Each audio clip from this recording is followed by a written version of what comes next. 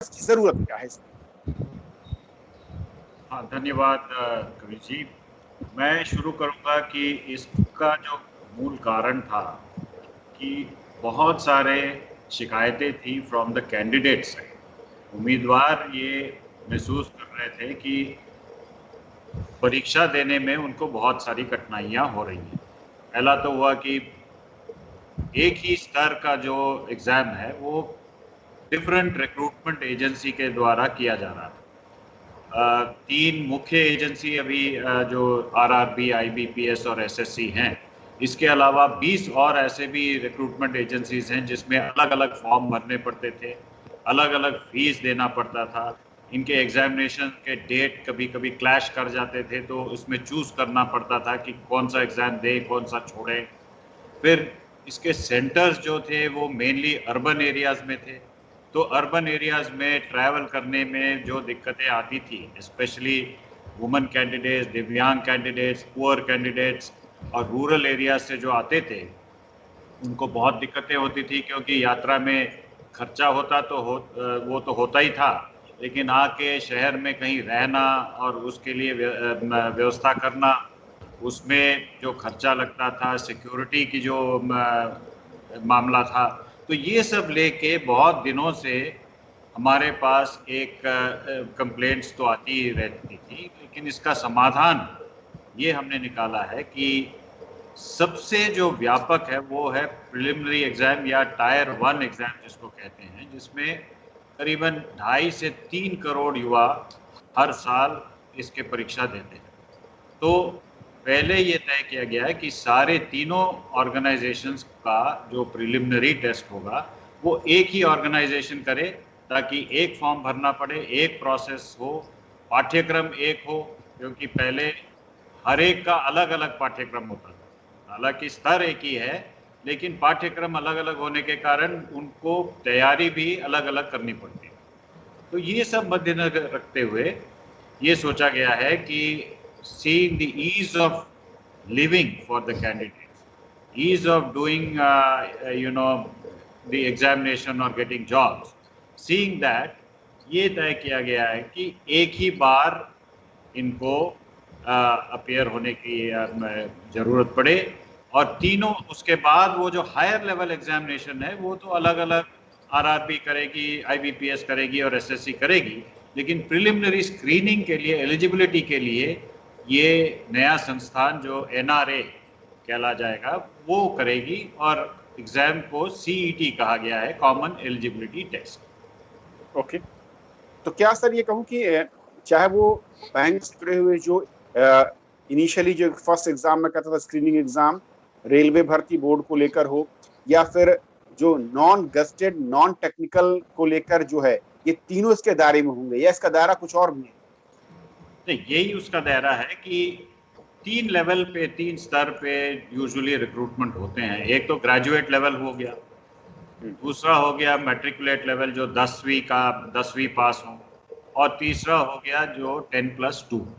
तो ये 3 लेवल पे एग्जामिनेशंस, कॉमन एग्जामिनेशंस होंगे, और इसमें जो स्कोर्स होंगे वो 3 साल तक वैलिड होंगे, और उस स्कोर के आधार पे वो अपना अपना मतलब अलग अलग से रेलवे में भी अप्लाई कर सकते हैं, आईबीपीएस में भी कर सकते हैं, और एसएससी में भी कर सकते हैं, और आगे चलते ये भी हम लोग एक्सपेक्ट कर रहे हैं कि इस स्कोर को बाकी के पब्लिक सेक्टर अंडरटेकिंग्स हो या इवन स्टेट गवर्नमेंट हो, क्यों प्राइवेट भी इस स्कोर को अपना सकते हैं, और इसके बेसिस पे वो अपना फर्दर इंटरव्यू हो या फिजिकल टेस्ट हो या मेडिकल टेस्ट हो करवा के वो अपना भर्ती का प्रोसेस जो है उसको बहुत ही सरल और कम टाइम में इसको कर सकते हैं। चंद्रमौली सर, एक चीज थोड़ा सा और जो युवाओं के बीच में जो ये खबर आई, खुशी भी है, थोड़ा सा मैं कहूँ कि क्लैरिफिकेशन भी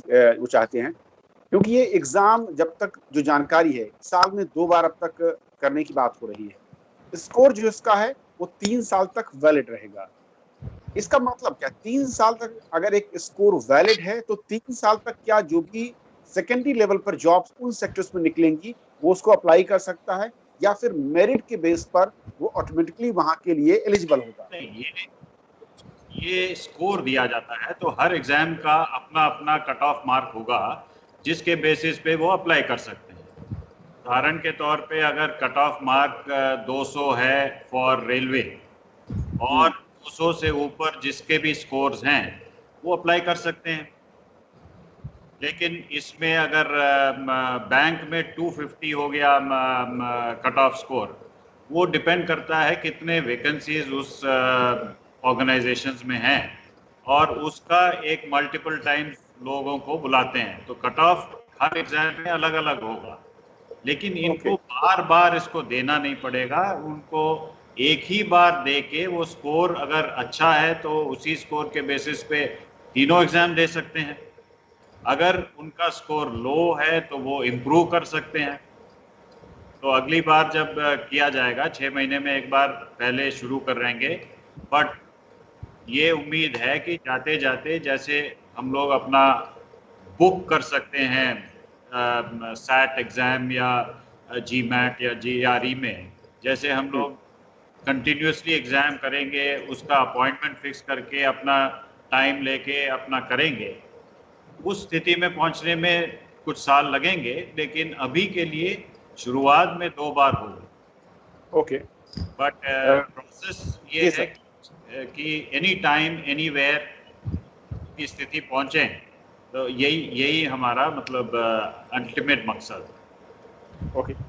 अब प्रोफेसर रविंद्र सर, क्योंकि आपका एक लंबा अनुभव रहा है स्टेट में रिक्रूटमेंट को लेकर, ये जो ज़रूरत है, क्योंकि ये वाकई हकीकत है कि अगर मैं एक युवा के तौर पर देखूं, उसके सामने कई सारे फॉर्म निकलते हैं, कई बार डेट भी क्लैश करती है, कई बार सेंटर्स को लेकर दिक्कत होती है, फीस जो गरीब बच्चे हैं वो उनको अलग अलग एग्जाम के लिए जमा करना पड़ता है, और सबसे बड़ी दिक्कत कई बार आती है कि एग्जाम्स डिले होते हैं और कई बार बच्चों की एज भी निकल जाती है। ये जो कॉन्सेप्ट है और जो इसमें फोकस पॉइंट है कि साल में 2 बार 3 साल तक स्कोर का वैलिड रहना, और प्री लेवल पर आप एक बार लेवल हो गए तो आप अगले लेवल पर 3 साल तक कहीं भी जा सकते हैं, किस तरीके से देखते हैं जो मौजूदा चुनौतियां हैं उसके परिप्रेक्ष्य में? देखिए, अभी कम से कम 20 एजेंसी थी जो परीक्षा आयोजित कर रही थी, और इससे जैसा सचिव महोदय ने भी कहा कि डेट क्लैश करती थी, तो एकीकृत एजेंसी होने से लाभ ये होगा कि एक बार परीक्षा में आप का जो कैंडिडेट है वो बैठेगा और उस स्कोर को 3 साल के लिए वैलिड है। सबसे बड़ी समस्या अभी हमारी सारी परीक्षा एजेंसियों के सामने ये है, समय पे परीक्षा कराना सबसे बड़ी चुनौती होता है। दूसरा कारण होता है विश्वसनीयता, क्योंकि हर संस्थाओं के प्रति आजकल लोग डाउट क्रिएट करने लगे हैं। तो केंद्रीय स्तर पर ये विश्वसनीय एजेंसी जब स्थापित हो रही है, इसकी विश्वसनीयता रहेगी, प्रतिबद्धता रहेगी कार्य के प्रति, समय सीमा में परिणाम आएंगे, और 1000 सेंटर जो डेवलप किए जा रहे हैं, तो ऑनलाइन एग्ज़ाम यदि आयोजित होती है तो उसी दिन जो कैंडिडेट है उसको स्कोर कार्ड उपलब्ध होगा कि उसका स्कोर इतना हो रहा है। अगर उसको लगता है कि मैं एक अटैम्प्ट और लूँ तो 6 महीने बाद जो परीक्षा होगी उसमें अपीयर हो जाएगा, तो बार बार सिलेबस नया बनना, एक ही चीज़ की परीक्षा बार बार देना, बार बार यात्रा करना, इसमें बहुत समय बचेगा, एजेंसी का भी बचेगा और जो हमारे कैंडिडेट्स हैं उनका भी बचेगा। एक एग्ज़ाम दे के उसको ये भी समझ में आ जाएगा कि मैं किस लेवल पे पहुंच रहा हूं, तो दूसरा जो 6 महीने बाद परीक्षा है उसमें वो फिर अपीयर हो जाएगा, और अगर वो अपने रिज़ल्ट से सेटिस्फाइड है तो उस रिज़ल्ट को 3 साल के लिए वैलिड कर दिया जाएगा। तो प्रिलिमिनरी में जो लाखों लोग बैठते हैं उनके डॉक्यूमेंट कोई भी संस्था चेक नहीं कर पाती है। अब लाखों से संख्या इतनी ज़्यादा होती जा रही है कि किसी भी एजेंसी का पास इतने मैन पावर नहीं होते कि वो इन सबको मैनेज कर पाए। तो केंद्रीय स्तर पे जो एजेंसी होगी ऑनलाइन एग्ज़ाम करेगी, सेंटर रेंडमली सेलेक्ट होंगे, सेंटर से हम फीड ले लेंगे, तो मैनुअल भी मॉनिटरिंग होगा और वेबकास्टिंग से भी मॉनिटरिंग होगा, तो 100% परफेक्शन के साथ कम समय में बच्चे को परिणाम आ जाएगा। और इस विश्वसनीयता के साथ परीक्षा होने के कारण मैं समझता हूं कि सारे कैंडिडेट्स को बहुत लाभ होगा, इसलिए ये कंसेप्ट बहुत अच्छा है, इसकी बहुत दिन से प्रतीक्षा भी थी। और भी जो मौजूदा हालात हैं और जिस तरीके से मैं देखता हूं कि जब कोई एक फॉर्म निकलता है, लाखों की संख्या में युवा हमारे फॉर्म भरते हैं, अगला फॉर्म होता है, नंबर्स वही होते हैं, डेट का क्लैश होना, और जो मोटे आंकड़े हैं करीब करीब जैसा कि कहा चंद्रमौली सर ने, करीब 3 करोड़ के आसपास जो है अलग अलग एग्जाम में वो सीट होते हैं, शामिल होते हैं। किस तरीके से देखते हैं कि एक अच्छा रास्ता, एक विकल्प के तौर पर मैं कहूँ, जो मौजूदा सिस्टम है एग्जामिनेशन का रिक्रूटमेंट को लेकर, उसका ये विकल्प है। प्रिलिमिनरी एग्जाम के, एक सेकंड में बात पूरी कर दूं, प्रिलिमिनरी एग्जाम के रूप में ये बहुत अच्छा प्रयास है, और मेन एग्जाम जैसा उन्होंने कहा भी कि वो संस्थाएं अलग अलग ले सकती हैं। जैसे कि सचिन जी या प्रोफेसर साहब दोनों बोले कि ये जो है एक प्रिलिमिनरी एग्जाम के लिए है जहाँ बेसिक एलिजिबिलिटी टेस्ट की जाती है। तो एक हिसाब से अगर हम एक कॉमन एग्जाम करते हैं, जैसे कि एजेंसी ने अभी जो एजेंसी बनी है जो करेगी, उससे फायदा यही होता है ना कि जो आप बोल रहे हैं कि जब फॉर्म आता है, हर एक एग्जाम के लिए फॉर्म आता है, लोग दोबारा भरते हैं, कभी एग्जाम नहीं दे पाते क्योंकि डेट क्लैश होता है या पहुंच नहीं पाते। तो एक हिसाब से एक जो एफिशिएंसी की हम बात करते हैं गवर्नेंस में, वो पहले दिन से, मतलब एक्चुअली डे 0 से हम उस एफिशिएंसी की एक प्रतीक देख रहे हैं, जहां एक अच्छा गवर्नेंस सिस्टम में रिस्पेक्ट फॉर पीपल बहुत इंपॉर्टेंट चीज होता है। तो एक हिसाब से आप ये देखिए कि जब हम एक एग्जाम सिस्टम क्रिएट कर रहे हैं जो सिंगल एग्जाम है अक्रॉस मतलब भिन्न संस्थाओं के लिए, उसका मतलब ये है कि हम इतना सोच रहे हैं कि जो स्टूडेंट है, जो छात्र है, जो एक्चुअली जो उम्मीदवार है, उनकी क्या असुविधाएं हो सकती है, वो जो कंसर्न हम दिखाते हैं वो आगे जाके आप गवर्नेंस में भी देखेंगे। इट्स अ माइंडसेट जो जिसका प्रतीक यहाँ दिख रहा है। तो इस वजह से ये जो स्टेप लिया गया है, एक हिसाब से इट्स अ बिग स्टेप, एक टोटली रेडिकल स्टेप है। हालांकि लोग बोलेंगे कि इसमें रेडिकल क्या है, ये तो होना ही चाहिए था कि अगर एग्जाम है इसमें कॉमन जो क्राइटेरिया है, अगर आप उनके लिए आप स्टूडेंट्स आप उम्मीदवार को उनके लिए मतलब एक एग्जाम से काम चला सकते हैं, आप क्यों नहीं करते। तो एक एफिशिएंसी की बात है कि रिस्पेक्ट फॉर पीपल्स टाइम, उनकी जो असुविधाएं हैं उनका सोचना, एक माइंडफुलनेस, वो सब इकट्ठे एक हिसाब से आप देखेंगे कि उसका भी प्रतीक है सिस्टम में कि आप सोच रहे हैं। हालांकि अच्छा गवर्नेंस का ये एक बहुत बड़ा प्रतीक होता है ना, जहां आप जो माइंडफुलनेस दिखाते हैं कि दूसरे का क्या असुविधा हो सकता है, उसको कैसे दूर करें। तो अगर आपकी रिक्रूटमेंट सिस्टम में ये आ जाए तो ये तो बहुत बड़ी बात होगी। चंद्रमौली सर, 2 पॉइंट मुझे जो और लगते हैं जरूरी है। एक ये कि कहीं ना कहीं इससे जो रिक्रूटमेंट में हम क्रीम जो डिपार्टमेंट चाहते थे वो भी शायद मिल पाएगी, क्योंकि अब एक कॉमन हमारे पास जो मैं कहूँ कि लिस्ट ऑफ स्टूडेंट्स होंगे या उम्मीदवार होंगे, और वो क्योंकि 3 साल तक वैलिड हैं और इस बीच में कंपटीशन ज्यादा होगा। क्योंकि सर अगर मैं इस एनआरए को देखूं तो इसके थ्रू जब प्रिलिमिनरी एग्जाम होगा उसमें ज्यादा टैलेंटेड हमारे युवा सामने आ पाएंगे, क्योंकि एक कॉमन एग्जाम के थ्रू उसमें सारे लोग दे सकते हैं, और दूसरा क्योंकि ये 3 साल तक जब इसका स्कोर वैलिड रहेगा तो उसके बाद हमारे पास एक पूल जो टैलेंट का है वो ज्यादा बड़ा हो जाएगा। बिल्कुल यही पूल जो है, जब more and more recruitment agencies इसको यूज करना शुरू करेंगे और प्राइवेट सेक्टर भी इसको यूज कर सकता है, क्योंकि इनका स्क्रीनिंग हो गया है। एक बेसिक लेवल का स्क्रीनिंग जब हो गया है तो डायरेक्टली भी लिया जा सकता है, दूसरे लेवल के टेस्ट के बिना भी। कई ऐसे ऑर्गेनाइजेशंस हैं जो कह रहे हैं कि बस फिजिकल टेस्ट करवा लेंगे और मेडिकल टेस्ट करवा लेंगे और उसमें भर्ती कर लेंगे। तो ऐसे संस्थाओं के लिए एक वरदान होगा ये, क्योंकि रिक्रूटमेंट साइकिल जो है लंबा जो चलता है 12 महीने 18 महीने कभी कभी, तो वो इतना कम हो जाएगा कि इस बार का स्कोर लिया और सीधे ही मतलब एडवर्टाइज किया तो वो स्कोर के साथ एप्लीकेशन आ गए और उसमें से आप फिजिकल इंटरव्यू कर लो या आप उनका मेडिकल टेस्ट और फिजिकल टेस्ट अगर करवाना हो, दौड़ना या जैसे कि पुलिस में भर्ती करना हो तो कुछ फिजिकल टेस्ट होते हैं, तो वो करवा के डायरेक्टली भी उनका रिक्रूटमेंट हो सकता है। तो एज यू सेड, बहुत ही एक पूल ऑफ टैलेंट हमारे पास सदैव रहेगा जिसको हम टैप कर सकते हैं। और क्या सर ये फ्यूचर स्कीम में है शामिल कि इस टैलेंट को आप दूसरी एजेंसियों के साथ, स्टेट अगर चाहें या प्राइवेट सेक्टर चाहे तो उनके साथ आप शेयर कर सकते हैं? नहीं, बिल्कुल, ये तो कैंडिडेट के ऊपर है ना। हम तो स्कोर कैंडिडेट को दे देंगे, तो जैसे ही मतलब कैंडिडेट एडवर्टाइजमेंट के रिस्पांस में वो अप्लाई करेगा अपने स्कोर के साथ, वो कहीं भी अप्लाई कर सकता है। तो ये to check whether the score is correct और not, they have to verify with the NRA. But as such candidate के पास उसके हाथ में वो स्कोर सदैव रहेगा और उसको उसके मर्जी से वो कहीं भी भर्ती के लिए अप्लाई कर सकता है।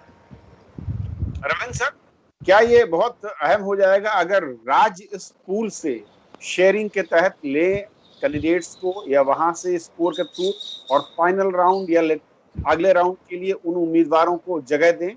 क्योंकि स्टेट में सबसे ज्यादा डिले के जो है खबरें आती हैं, 5-5, 7-7 साल तक जो रिक्रूटमेंट है वो कंप्लीट नहीं हो पाता। और करीब जो आंकड़े हैं, गैर सरकारी आंकड़े, करीब 22% हमारे युवा जो हैं उनकी एज लैप्स कर जाती है। जी हाँ, राज्यों से ये बहुत बड़ी शिकायत है कि उनके जो आयोग हैं वो समय पे परीक्षा आयोजित नहीं कर पाते, और इसका एकमात्र कारण ये रहता है कि बहुत ज़्यादा संख्या में छात्रों का रजिस्ट्रेशन और उतने संख्या में केंद्र न मिल पाना।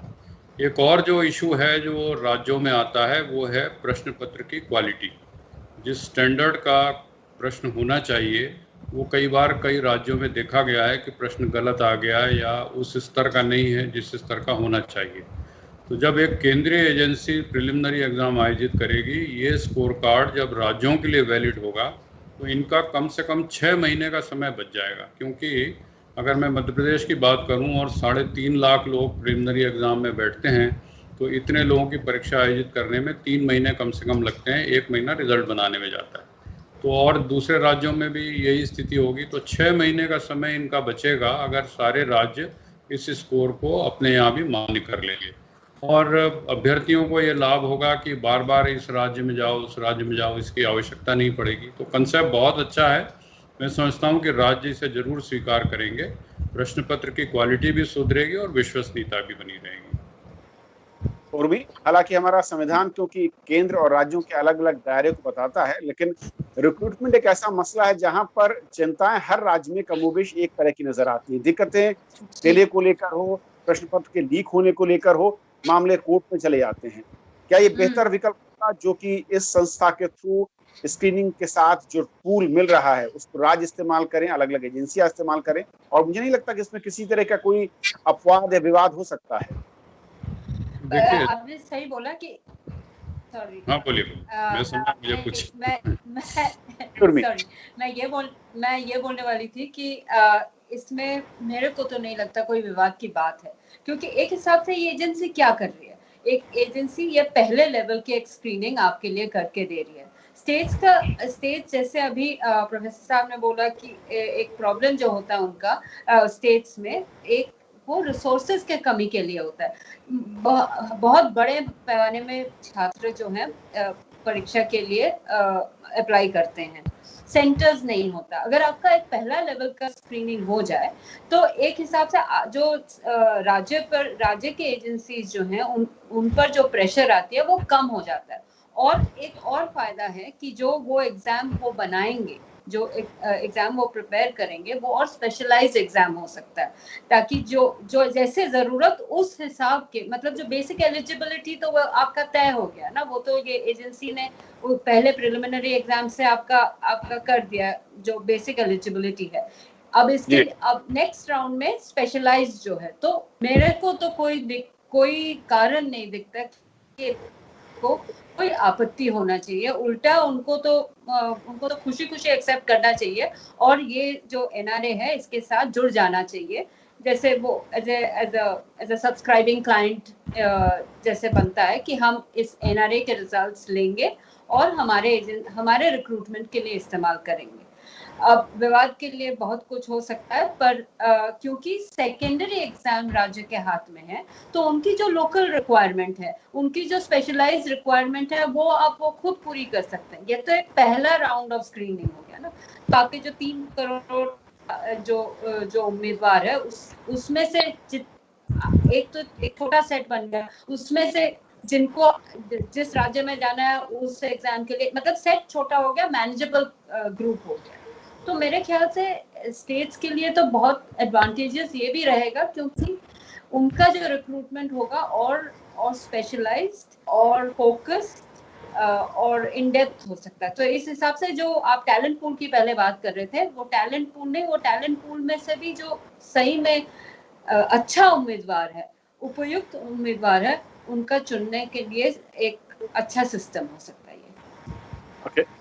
और आखिर में चंद्रमौली सर, क्योंकि इस संस्था को लेकर बहुत सारे दर्शकों ने और युवाओं ने खासतौर पर जो राज्यसभा टीवी को देखते हैं, उनके सवाल थे, लेकिन मैं चुनिंदा 4-5 सवाल जो कॉमन है मैं उन पर चाहूंगा अगर आप जवाब देना चाहें या सुझाव के तौर पर लेना चाहें। पहला जो कॉमन एक चीज दिख रही है जो कि तमाम स्टूडेंट्स ने लिखा है कि सर ये क्या, जैसे कि लेक्चरशिप या प्रोफेसर्स के लिए जो हम अभी तक एग्जाम देते हैं और एक सर्टिफिकेट नेट के तौर पर मिलता है, क्या ये कुछ उसी तरीके का सर्टिफिकेट होगा जिसके थ्रू हम अगले राउंड या अलग अलग जॉब वैकेंसीज के लिए एलिजिबल हो जाएंगे? बिल्कुल, जैसे प्रोफेसर साहब ने अभी कहा कि स्कोर जो है, स्कोर कार्ड या आपका मार्क लिस्ट, वो आपको थ्रू कंप्यूटर आपको सीधे मिल जाएगी। अगर आपने मतलब ईमेल या जो भी दिया है आपने अपना कोऑर्डिनेट्स, तो उसके बेसिस पे आपको सीधे वहीं पे पहुंच जाएगी और आपको स्कोर डाउनलोड करके आप उसको यूज़ कर सकते हैं। और इलेक्ट्रॉनिक मीडियम पे भी आपका स्कोर आपको कम्युनिकेट हो सकता है। ये सब सिनारियो जब बनेगी, वो टेक्निकल डिटेल्स तो वो देख लेंगे, बट ऐसा है कि ये कंप्लीटली अनोनिमाइज्ड का एग्जामिनेशन होगा, जहाँ पे हस्तक्षेप नहीं होगा ह्यूमन इंटरवेंशन का। मशीन अपना काम करेगा, उसको ऑटोमेटिकली जो टेस्ट देगा उसको स्कोर अपने आप थ्रू दी सिस्टम उसको मिल जाएगा। ओके। तो ये ट्रांसपेरेंसी और ये एफिशिएंसी के लिए एक बहुत बड़ा बूस्ट होगा। और दूसरा जो सवाल है सर, ये करीब करीब जो सवाल है उसमें से 30% युवाओं का है। उनका कहना है कि सर जब प्री एग्जाम की मार्कशीट वैलिडेशन यानी कि टाइम फिक्स कर रही है सरकार, तो फाइनल स्टेज तक यानी कि इंटरव्यू और रिजल्ट का भी एक टाइम फ्रेम फिक्स होना चाहिए किसी भी परीक्षा को लेकर, ताकि स्टूडेंट्स को पता रहे कि इसका फाइनल रिजल्ट हमें 1 साल या 1.5 साल में मिल जाए। जैसे प्रोफेसर साहब ने कहा, जब हर संस्थान 2-2 एग्जाम 3-3 एग्जाम करवाती है, 3 स्टेज पे करवाती है, तो एक के बाद एक करना पड़ता है, तो पूरा साल उनका निकल जाता है ये एग्जामिनेशंस ऑर्गेनाइज करने में और उसके रिजल्ट निकालने में।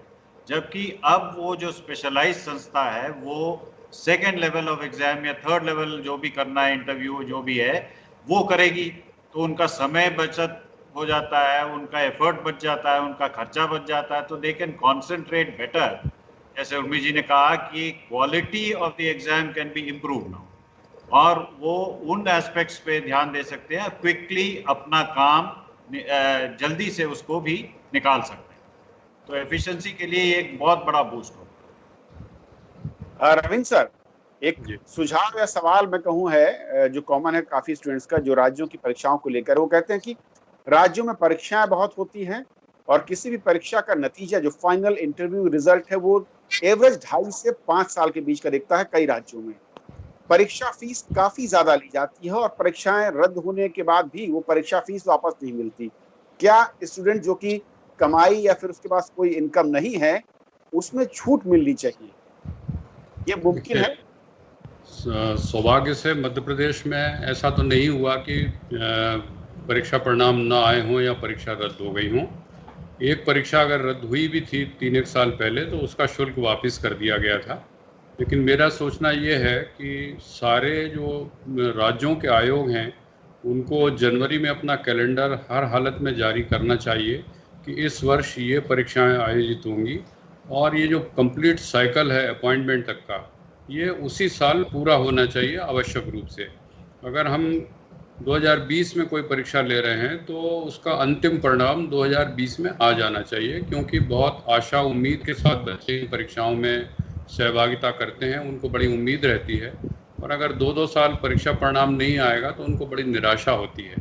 तो सारे राज्यों के आयोगों को ये चाहिए कि वो 1 वर्ष में अपनी परीक्षा का जब कैलेंडर जारी करें उसको पूरी तरह उसका पालन करें और वर्ष भर में परीक्षा आयोजित करके परिणाम निकल आना चाहिए। मध्य प्रदेश में भी इसी दिशा में काम जारी रहा है। जी, और भी एक आखिरी कमेंट में, क्योंकि ये बहुत अहम बात कही है रविंद्र सर ने कि कैलेंडर जारी होना चाहिए, क्योंकि जब सेंटर लेवल पर अब एनआरए 2 बार एग्जाम लेगी और इस तरीके के कई एग्जाम हैं, डेट क्लैश नहीं हो और जो बच्चे स्टेट या सेंटर की अलग अलग परीक्षाओं में हिस्सा लेना चाहते हैं वो वंचित न रहे। जी, ये तो बहुत जरूरी चीज है। एक दूसरी चीज कारण जिसके लिए ये कैलेंडर एक कैलेंडर ईयर में खत्म करनी चाहिए, और चाहे तो थोड़ा और कम समय में होना चाहिए, मतलब पूरा 12 महीने ना लगा के और कम। आपने पहले भी जिक्र किया था कि कुछ लोगों की एज कम हो जाती है, मतलब एज चली जाती है और नौकरी पास होने पर भी वो नौकरी नहीं ले पाते क्योंकि उनका एज क्राइटेरिया मीट नहीं होता। तो ये बहुत बड़ी नाइंसाफी होती है।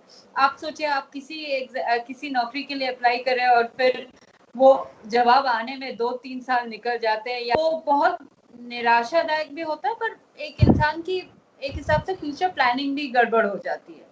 तो ये तो बहुत क्रिटिकल है कि एक कैलेंडर होनी चाहिए जिस वो एक तरीके के कमिटमेंट होगी एजेंसी के लिए और सेंट्रल और राज्य सरकार, मतलब जो रिक्रूटमेंट मतलब जो एजेंसीज हैं वो जो उनके लिए भी एक कमिटमेंट है कि हम इतने टाइम में हम अपना प्रक्रिया खत्म करेंगे। तो एक सिस्टम आ जाता है, नहीं तो it will keep moving indefinitely. उससे एक प्रॉब्लम है। एक चीज क्विकली मैं जिक्र करना चाह रही थी, जो इस एनआरए के तहत जो अब एग्जाम होगी वो 12 भाषा में होंगी। तो एक हिसाब से और भी जो डेमोक्रेटाइजेशन ऑफ एम्प्लॉयमेंट जो है, बहुत दूसरे किस्म के लोग जो पहले तो सिर्फ अंग्रेजी और हिंदी में एग्जाम होती थी, तो वहां वो हम मतलब अब वहां से बढ़ के 12 देश के 12 भाषाओं में हम ये जो होगा एग्जाम लिया जाएगा। तो इसके लिए और ज्यादा लोग और ज्यादा उम्मीदवार इसमें पार्टिसिपेट कर पाएंगे। ये भी बहुत बड़ी एक चेंज है। बिल्कुल, और वक्त कम है, लेकिन बहुत बहुत शुक्रिया मैं करना चाहूंगा आप तीनों मेहमानों को, और खासतौर पर चंद्रमौली जी आपका कि आपने वक्त निकाला राज्यसभा टीवी के दर्शकों के लिए और बहुत ही अहम जानकारियां दी और सुझाव जो हमारे दर्शकों की ओर से हैं वो भी